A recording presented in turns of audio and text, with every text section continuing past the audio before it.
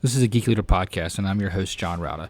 This show is all about helping us grow as leaders, become better technologists, and improve our lives both at work and at home. I hope you enjoy the show and learn a lot.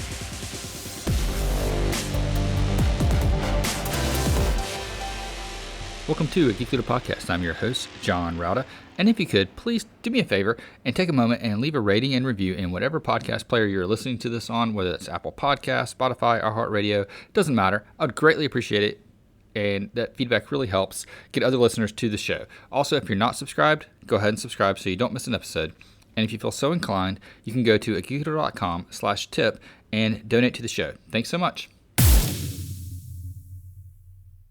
All right, Geek Leaders, today I'm honored to have Jeff Wetzler on the show. He's the CEO, co-CEO of Transcend, which is an innovation organization helping the learning and human experience. We're going to talk a lot about that, as well as his latest book called Ask.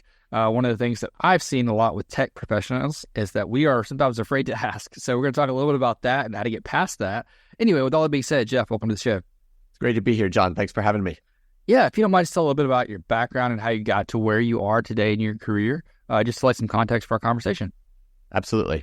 I would say my background is a toggling back and forth multiple times between the business world and the education world, with a common theme being learning. How do we create learning experiences for ourselves and other people that are powerful, sticky, deep? I started my career in management consulting in a company called Monitor Group, where we worked with top leaders of corporations all around the world, helping them get better results. And I focused really in on the leadership, team, dynamic communication side of that. And one of the things that I thought was really powerful about Monitor is that it helped clients to see that you can't really separate hardcore strategy from the people who are making the strategy and the ways that that strategy gets made. So we try to think about it in an integrated way. But at Monitor, there was a professor named Chris Argyris who was really obsessed with this question of why is it that smart and, quote, successful people sometimes are the worst at learning from other people around them. And so we can get into that more. But that was one of the things that drew me to Monitor. And many of the methods that Chris developed to help people get better at learning from and working with one another are the foundation that ultimately led me to write the book Ask. But after Monitor, I actually joined one of my clients, which was an organization called Teach for America, that recruits and places recent college grads to teach in some of the most underserved communities in this country. And there I was responsible for the training and performance of teachers across the country. I did that for about a decade and then launched Transcend. And we are focused on reimagining what school can be. To create experiences and outcomes for young people that are far more relevant for the 21st century than what most of today's schools do.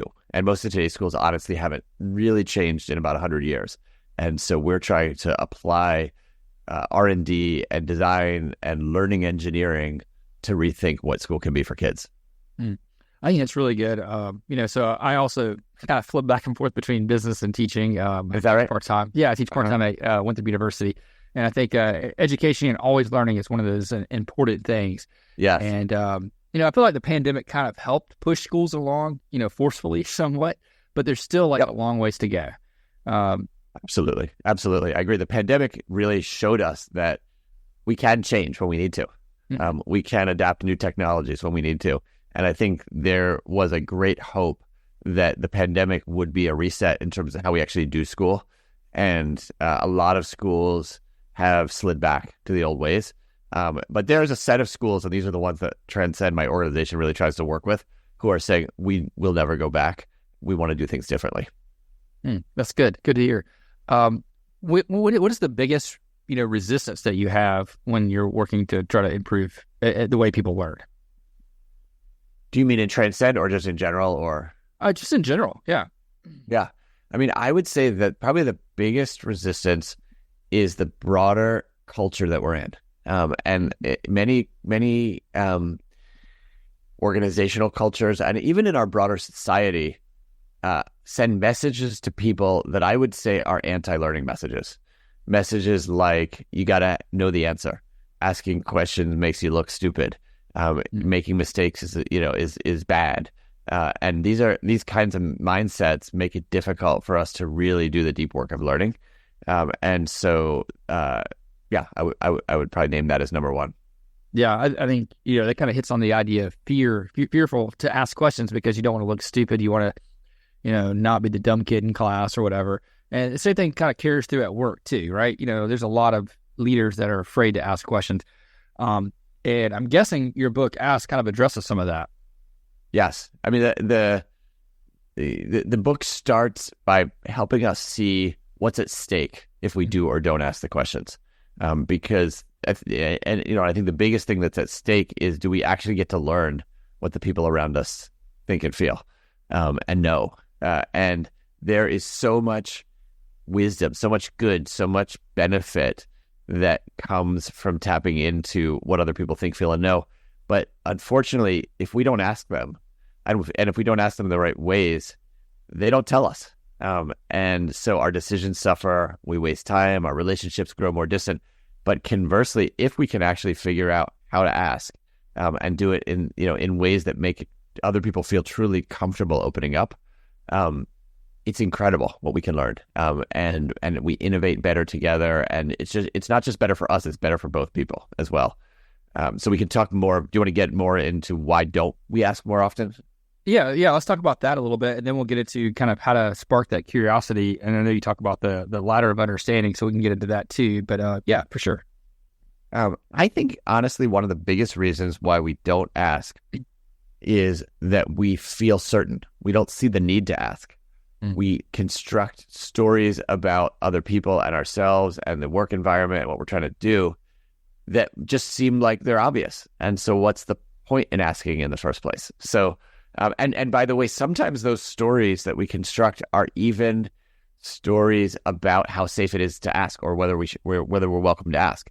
So if we've got a story in our head that says, I can't ask that question, no one would ask that question around here, that is a level of certainty we have in our own minds that stops us from asking questions. Now, sometimes that's justified. I remember when I was early in my career, this was one of my first roles. I had a manager who said, look, in your first 6 months here, you can ask me any question you want. No stupid questions. And then after that, I expect you to know more. And so I was about 4 months into the 6-month period, and I figured and I had some questions for my manager, and they were relatively basic questions about some of the some terms in the industry that we were working on. And I thought to myself, well, he did say first 6 months, so I asked him those questions, and he just kind of jumped all over me, bit my head off, and said, "Why would you ask me those questions? You could get the answer to that yourself." And that absolutely showed me that it's not always safe to ask questions. It also taught me a lesson, though, also about, maybe I should have thought more and respected his time more.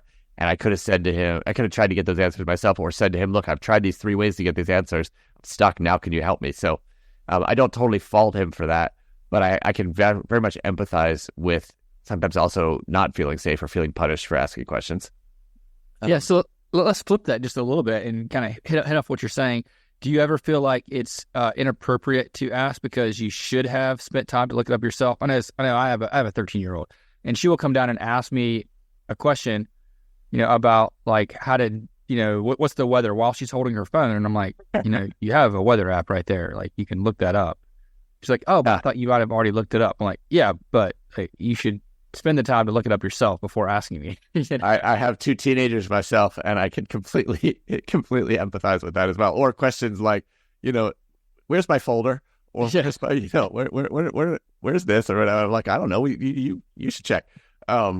So I definitely think, as people in organizations and workplaces, it's value. It shows respect to other people. And if there's a basic answer, or there's something that we can do that we don't necessarily put the work on them. Right. But there's lots of things that we don't, that we can't find out ourselves. It's not as simple as finding out the weather. And there's some interesting research that talks about how oftentimes we will overestimate the degree to which people will feel offended by our questions, or that our questions will be too sensitive to be asked, or things like that. And so we hold ourselves back from asking those questions. When in reality, people actually welcome being asked. they want people to show interest in their life and who they are. And we can get into this more. There's certainly ways to do that so that we're not doing it in ways that are, really problematic. But I would say more often than not, our questions are welcome and would be welcomed. Yeah, no, I think you're absolutely right. I know, I would love for, even just in a professional setting, people on my team that report to me to ask me more questions than they do. A lot of times, it's like during one-on-ones, they seem to open up and ask questions. But outside of that, I don't get a lot of, popping in and asking questions. And I don't know if I am, instilling a culture of fear, which I hope not, that I'm not approachable. But I do love it when they come and ask questions about how to do certain things or how I did something when I was their age, or whatever, when I was at their place in their career, how to move to the next level. What are some, skills that I'm interested in or things like that. I think that's it's always exciting to have people ask questions because then I get to share and feel like I'm helping people out. Yeah. When we ask questions of someone, it's a gift to the person being asked. It shows to them we care about them, we value about them, we think they have something to offer us as well. And so I totally agree. So how do we, as leaders, instill that curiosity into our team? Or reduce the fear so they will be willing to ask questions? Yeah. Well, there's one question that came to my mind as I was listening to you, and I think your situation is very common, is to what extent have you let them know that you would want them to be asking more questions? Or to what extent have you asked them, is there anything that's holding you back or that I'm doing that makes it harder for you to ask those questions to me? That's a great question that I don't think I've, explicitly said. I think going back to your, mentioned before about assumptions, I feel like sometimes I assume that knowledge is just out there, that they should know they can ask questions, but maybe you should be more explicit to telling people that I would like for them to ask questions. Yeah, I think that, and sometimes people said, well, why did you just name the book Ask? Isn't it important to sometimes also tell people things? And I really do. And I think it's super important to tell people things, but I often think it's even more powerful to tell people things and then pose a question after that. So, I really would value you sharing questions with me, and I want to be a mentor. I want to help you, etc. What's holding you back? Is there anything I'm doing that makes it harder? What questions might you have? And so the combination of kind of opening up ourselves and then asking questions, I think, can be the most powerful. Yeah, no, I think that's a good point. When we are trying to, open up and ask questions, sometimes I feel like maybe I ask questions the wrong way. I'll ask questions and sometimes I'll get a very defensive response back, but I'm not asking it in a way to be accusing of anything. I'm just curious, like, why did you do it that way? Is there any advice that you would have for a leader when they're asking questions? Well, I will say, I do think the single most important determinant is the authenticity of our curiosity. And so there are times when people ask questions that are not coming from a place of true curiosity. They're coming from a place of, trying to lead someone to an answer or manipulate them, etc.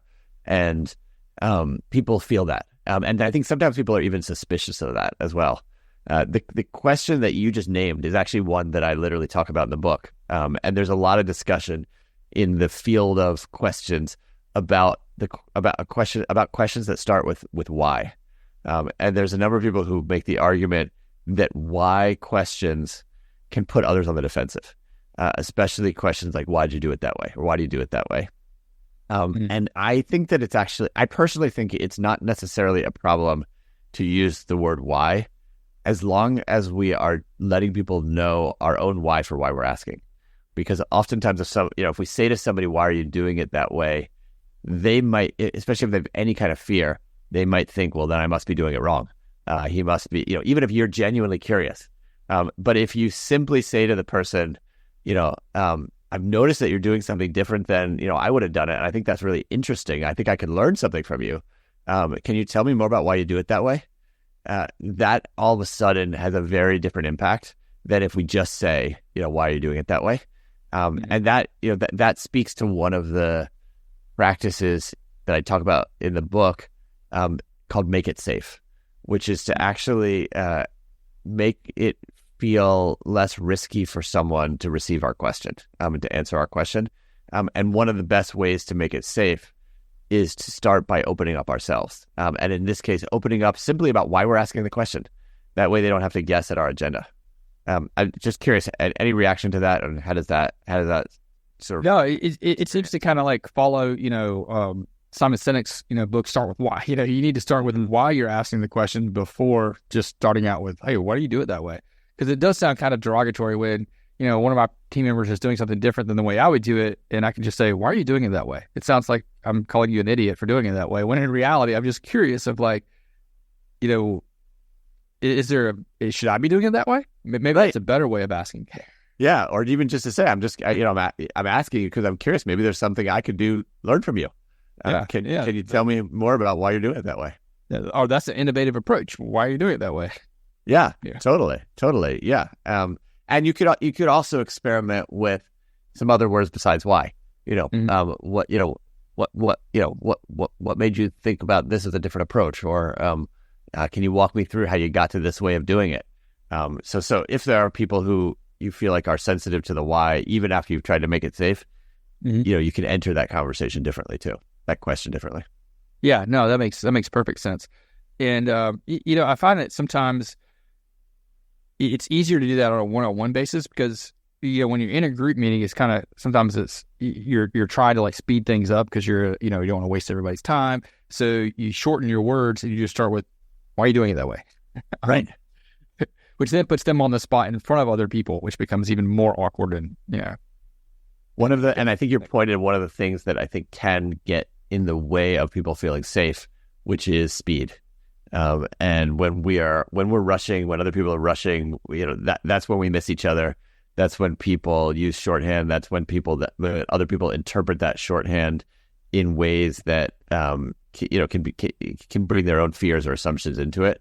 And so sometimes pausing and slowing it down can actually save us a ton of time, because if we miss each other, or if we miss out on that thing that the person would have said if they weren't so afraid, that may actually that may be very time costly. And so, a slight amount of slowing down to say why we're asking, or to really, give people wait time, or to give people a chance to think through the question, can be a time saver down the road. Yeah, absolutely.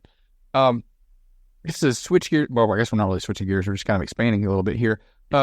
What is the ask approach exactly? Yeah. Because we've kind of danced around it a little bit. Yeah, we've touched on a few different pieces of it. So the ask approach is really at the heart of this book, Ask. And it is essentially the best way that we can overcome the problem that I was describing earlier. The problem being that other people often know things and think things that they don't tell us. And so the Ask approach is a set of 5 practices that are all grounded in scientific research and tested in practice, that when we put them together, give us the greatest chance of truly learning from the people around us, truly tapping into the ideas and insights and feedback and perspectives that they have. And I'm happy to walk you through it if that's useful. Yeah. Let's walk through the 5 of them real quick. Okay. So number 1, I call choose curiosity. And this is basically a recognition that any question that we ask is only going to be impactful if it's grounded in a genuine, authentic desire to understand and learn from the other person.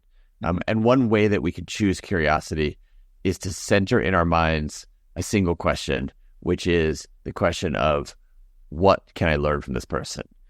If we treat every single person as though there is something that they know that we can learn from, there's something that they can teach us, and we say to ourselves, what can I learn from this person? It automatically puts us in a more curious mindset. And so there's other questions we could add to that, like, what might I be missing that they see, or how might they look at the situation in a different way than I'm looking at this situation, or how might I be impacting them in ways that only they can know. So there's a bunch of some questions we can ask under that, but all of it is really in the realm of, what can I learn from this person? And I talk about it, curiosity, as a choice. It's not just a trait that some people have or other people don't have. It's really a decision that is available to all of us all of the time, to awaken our desire to learn from the people around us. So that's number 1. Should I keep going? Yeah, let's keep going. I'll keep walking through them. Jump in anytime. Number 2 gets to a lot of what you and I have just been talking about. It's called make it safe. It's a recognition that even if I am curious to learn from you, just like you said, I really want to learn why they did it that way. If the other person doesn't feel totally safe giving an answer, we're not going to learn from them. They might get defensive. They might hold back. They might withhold. And so making it safe is really about lowering the barriers for other people to tell us what they truly think, feel, and know, especially if it's a hard truth. And so that can look like what you and I just talked about in terms of opening up and letting them know why we're asking the question, or maybe sharing something vulnerable on our end to show them that it's okay to do it. But it's also about thinking about the where and how we're connecting with them. You and I both share that we're parents of teenagers, and I found with my own teenage daughter that when and where I connect with her makes a huge difference. If she comes home from school and I'm really curious to know what happened in your day and what's going on, I get absolutely nothing. But if I wait till when she wants to share with me, which it turns out, unfortunately, is like 11 p.m. at night after she's talked to her friends and done her homework and I'm totally exhausted. But if I'm up in her room at that point, it all comes out. And she doesn't want to stop sharing. And so part of making it safe is also thinking about what's the time and space and place that works for them, regardless of whether it's the one that we want as well. So there's a couple ways to make it safe. We could talk more about that. Yeah, no, I think that's important too, about meeting them at their time, because sometimes even as managers we feel like, oh, we're the boss, it should be on our time, but that doesn't work out very well usually. Totally. I mean, for the book, I interviewed some iconic CEOs, of organizations like Kraft and Medtronic, and I asked them, CEOs are notorious for being insulated from the truth of what people really think. And I said, how do you get the truth? How do you really learn from people? And one of the first things they said is, it comes down to where and when we have the conversation. One of them said, I'm never going to, call someone into the CEO's office and sit across the big CEO desk from them and assume that they're going to feel safe telling me what they really think. No, we're going to take a walk. We're going to sit on a couch, across from each other. I'm going to go have lunch with them where they eat lunch. I'm going to go on a sales call in their car and ride along with them. And so being really intentional about that. And I think that's also partly relates to your point about how much time we have. It's also making it feel less pressurized. If someone thinks, I only have 3 minutes for them, I'm not going to get their best thinking. I need to give them some time and space to actually feel comfortable to share it. Yeah, I love what you said about taking a walk. I always try to do my one-on-ones walking, because I feel like getting out of my office, it kind of puts people more at ease. Because, when you're in the boss's office, it's kind of awkward and weird anyway. But getting outside, you have the fresh air, you get the sun, you get to be on a level playing field. You're on the same, you're not in someone else's space. You're both in a neutral environment. I think it's a whole lot easier at that point. I also think there's something about taking a walk that is similar to the experience. I don't know if you've had this experience, but even with my kids, I will often learn more from them and have a better conversation with them if we're in the car than if we're sitting across from the table, each other on the table. There's something about not always having to make eye contact that I think is a little less intense, a little less confronting, and people feel more comfortable in that way too. So I think that's another advantage of something like taking a walk, or even honestly sitting at a bar where we're not always staring face to face, but we're kind of sitting next to each other, maybe looking forward. So all of these things matter. Yeah, absolutely. All right. Sorry to interrupt you. Just keep going. That's great. Number 3 is the heart of the ask approach. It's called pose quality questions. And so this is a recognition that actually the way we formulate our questions, the particular questions that we ask, really make a difference. And I believe that there are questions that are more high quality than others. In the book, I distinguish between high quality questions and what I call crummy questions. Crummy questions are questions that they might be well intended, but they often they might put someone on the defensive. They often don't help us learn. A crummy question is sometimes when we say something and then we say right at the end, as if that's our way to figure out do you agree with me or not. But that's not an easy one to be on the receiving end of. Or crummy questions are also the kinds of questions that we see lawyers asking on the witness stand, where they're trying to lead someone to admit something or to a certain conclusion, all that kind of stuff. Quality questions, on the other hand, are questions that help us learn something important from someone else. And I think about quality questions just the same way I think a surgeon might think about their scalpel or other tools. Everything you're trying to get at, you can ask a particular question for. And most of us are not really trained on what are the best questions to ask. And so in this part of the book, I talk about a whole taxonomy of different kinds of questions. I'll just give you one example here. I can give more if you want, of underutilized questions. And one of the biggest ones is simply to request reactions, to ask someone else how they reacted to what we said. Because so often when we speak, we think, well, if they disagree, they're going to tell me, or if they agree, they're going to tell me. But people don't always tell us their true reactions. And so a question like, what are your reactions to what I just said? Or how does that strike you? Or how did that land with you? Or, what might I be missing? All of a sudden gives someone permission to say, I disagree with you, or I totally agree, or here's what you're missing. And I remember early in my career when I was first managing someone and I had been taught to ask this question, it was still a little bit, new to me and a little awkward, but I said to myself, let me just try it. So I had given somebody a bunch of guidance and feedback, and I just said at the end, and what's your reaction to what I just said? And he looked at me and he said, honestly, it's totally deflating to me. I'm completely demotivated by what you told me. And I was shocked because I thought I had just been being helpful to him and giving him a bunch of ideas and, direction and clarity.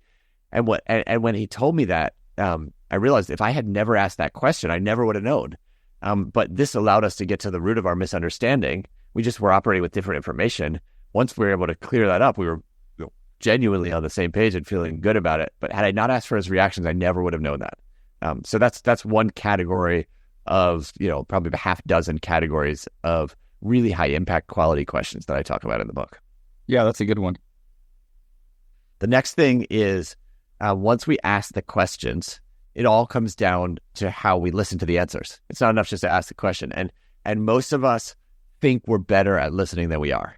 And there's a huge difference between trying to listen versus actually hearing the most important thing that someone has to say. And for the book, I interviewed some professional listeners, both therapists and journalists. And one of the things that I heard from the journalists is how often they miss important things that people say. So I talked to one journalist, Jenny Anderson, who said to me that whenever she can, she records the interviews of the people of people she's reporting on, and then she'll go back and listen to the recordings again, 2, 3, 4, 5 times. Every single time she listens again, she hears something really significant that she missed the previous time. And I think to myself, if journalists who are professional listeners are missing that much, how much must we be missing when we're not professionals, and we often usually don't record or re-listen to our conversations. So there's a lot that we can get better at.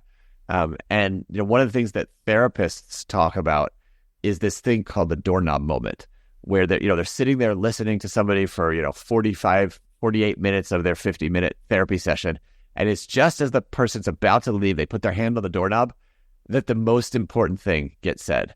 And that, that's when they say, I'm thinking about leaving my wife, or I'm getting investigated by the government, or this or that. And the therapists are thinking, why didn't you tell me that for the entire session? Why are you leaving that for the very last second? But it's a recognition, I think, that when people are giving us answers to our questions, they're not always telling us the most important thing first. And if we don't give them time and space to actually tell us what comes after the first thing that they said, we're probably missing out on the actual answer to our question, on the key insight. And so that leads me, when I listen to people, to both leave some space for silence so that more can come out, not just jump right in, but also to say things like, tell me more. What else?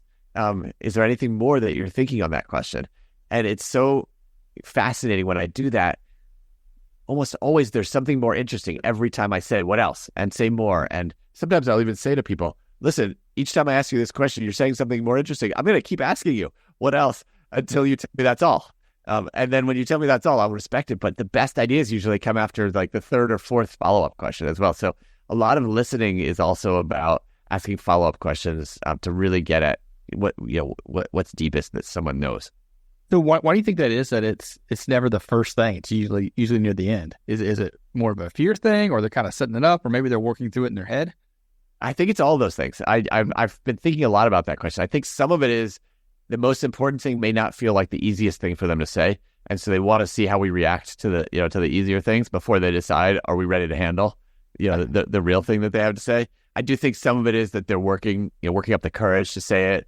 Some of it is that they're working it out in their head. How am I going to say it? So, for any of those reasons or other reasons, we can't assume that what we're first hearing is what someone has to say, but we can make it safe and continue to encourage them to let more and more out. Gotcha. Yeah, that makes perfect sense. And then the final piece is called reflect and reconnect. And this is my favorite because, I'm a total junkie for learning.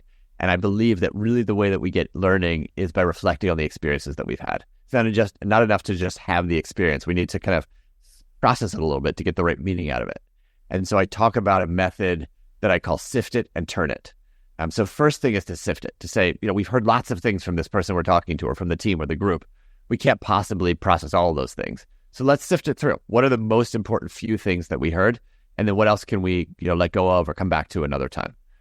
And sifting it can take place, ourselves. We can, look at our notes, we can journal, but it can also be helpful to sift it through with a colleague or a friend who's going to make sure that we're not sifting out some of the wrong stuff. And then turning it is really just asking ourselves a few questions to say, from what I heard, what are the most important takeaways that could affect my story or my thoughts about this situation, about this person, about myself? Secondly, what are the steps I should be taking based on what I heard? And third, is there anything I heard that's like deeper that might really help me think more about my own stuff, about my assumptions, my biases, my ways of being? And so I call that story level reflection, steps level reflection, and stuff level reflection. And when we make those turns, and they don't have to take forever. We can do that in the shower. We can do that in a journal. We can take a walk with someone. We can do it with a coach. That's really when we squeeze the good stuff out. And that's how we convert talk into insight and insight into action. Mm-hmm. But it's not enough just to do that ourselves. I always say that's why I call it reflect and reconnect, to go back to the other person and say, this is what I learned from our conversation.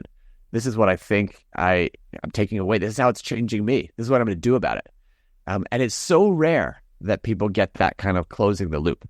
But when they do, it really gives them a chance to know they didn't waste their time. It also gives us a chance for them to tell us, actually, I meant for you to take something different away, or I would nuance that a little bit.